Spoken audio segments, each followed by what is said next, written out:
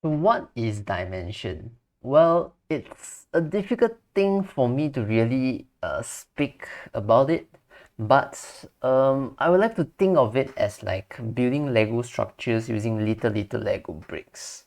Okay, so it might be a little bit too difficult to understand what I'm trying to say, but let's get right into it. Then from there we'll try to figure things out. Okay, so for base quantities, yes, you have learned in the notes probably that we have base quantities like length, mass, time, temperature, current, number of substances.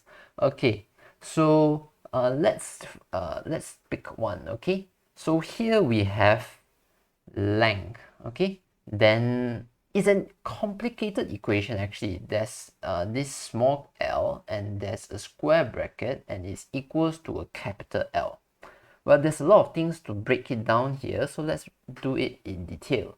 Okay, so first thing we need to know that it's L here, it's a physical quantity. So physical quantity, it's a quantity that can be measured.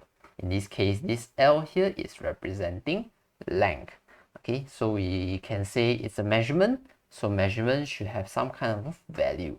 So L here representing length, we can say L is equals to 5 meter. It's representing a measurement here because it's a physical quantity. So if we have a square bracket, then this square bracket here means the dimension of. So this, if I put an L inside this square bracket, it means it's the dimension of the physical quantity length. So the dimension of length. And now as we can see here, the dimension of length is equals to capital L. So capital L here is the dimension of the physical quantity length. And this L here is actually representing the word length actually.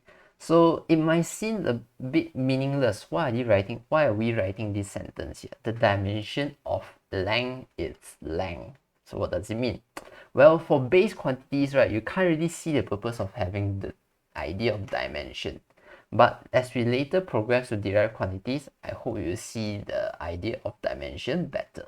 Okay, but let's get through the few common base quantities that we have. We will see a lot for semester 1.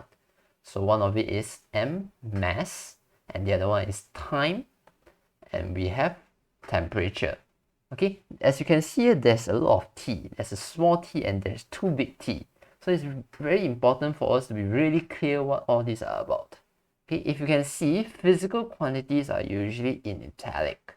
Okay, we usually have physical quantities in italic, but when you're writing, that's not a big issue. But for dimension, it's definitely not italic. Okay, so this here, without the italic, it represents the dimension of time. If it's in italic, it represents the physical quantity of temperature. And if it's a capital theta, a big theta, then it represents the dimension of temperature. So something you might need to take note about. Okay, so let's move on to derived quantities. I've listed down here a few derived quantities that I think it will be interesting for us to find its dimension. Okay, so here we have acceleration, force, and pressure. So let's try to find the dimension. The first one here is acceleration. If you can do a bit of recall, acceleration in SPM, we learn of it as the rate of change of velocity or velocity against time. Okay, so we can break down acceleration to velocity against time. Time is already a base quantity as we can see here, but velocity here is still a derived quantity. It's not the most basic quantities yet. Okay, so velocity here deserves to be broken down further.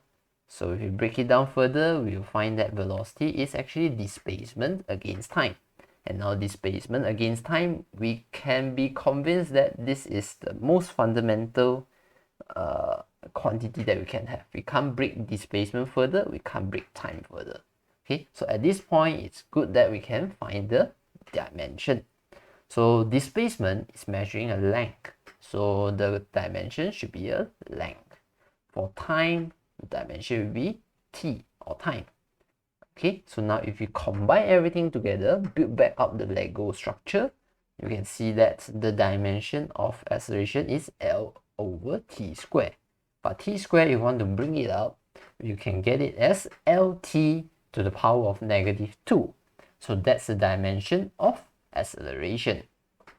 So as you can see, we are building things up now. So let's move on to the next one. For force. Force, if you learn about it in SPM or in future chapters, chapter 4 actually, you know that force is mass times acceleration. So mass is already a base quantity. Okay, so you know that the dimension for mass will be m. But for acceleration, you can still break it down further. But we know from our previous examples that it's LT -2. So acceleration is just LT -2. Now piece them back up together, we know that the dimension for force is MLT -2. See, we're building a larger Lego structure now. Next one, P here stands for pressure. Okay, it might be momentum, but in this case I want to talk about pressure. So pressure, we learned from SPM that it's force divided by area. So force divided by area, force we already know that is MLT -2, so we don't really need to break it down further. But area is still not the most basic parts yet. We can still break it down further. So force will remain, but area we can split into length times width, or width times height, or length times height, whatever you prefer. So force here, we know that the dimension is MLT -2. For length and width, it's already the most basic parts already, so we can find the dimension to be length times length. Now piece them back up together. We'll find that it's MLT -2 divided by L squared.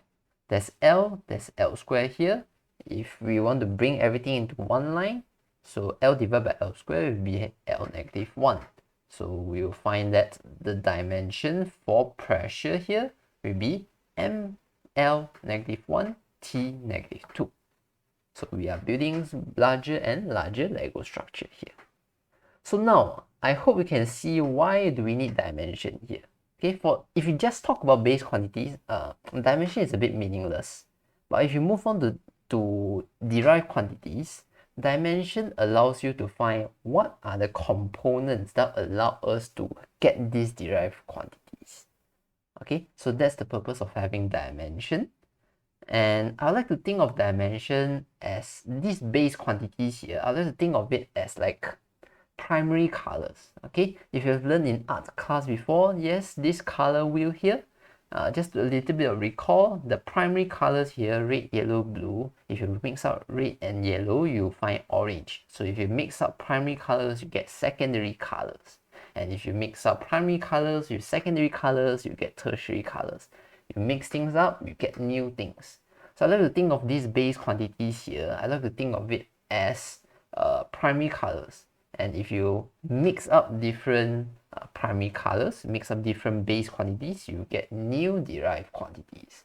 And if you mix up derived quantities with even other base quantities or even other derived quantities, you form even more different kind of derived quantities.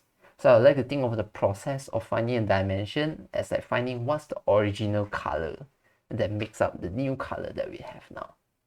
Okay, so that's all for this video.